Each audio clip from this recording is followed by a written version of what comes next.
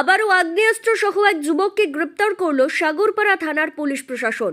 সাগরপাড়া থানার সীমান্তবর্তী শিরোচর এলাকায় রাস্তার উপর তল্লাশি চালিয়ে এক যুবকের কাছ থেকে একটি দেশি পিস্তল এবং 2 রাউন্ড গুলি উদ্ধার হয়েছে।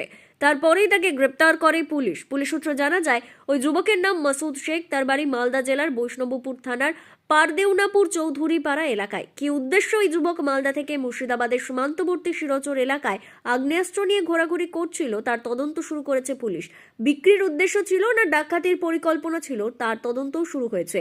পাশাপাশি ধৃতকে 5 দিনের পুলিশি হেফাজতের আবেদন জানিয়ে জেলা আদালতে পাঠানো হয়েছে। তবে পুলিশের নজরদারি এড়িয়ে এত পরিমাণে আগ্নেয়াস্ত্র কোথা থেকে আসছে, সাধারণ মানুষের নিরাপত্তা ঠিক কোথায়, সেই নিয়ে একাধিক প্রশ্ন উঠতে শুরু করেছে বিভিন্ন মহল থেকে।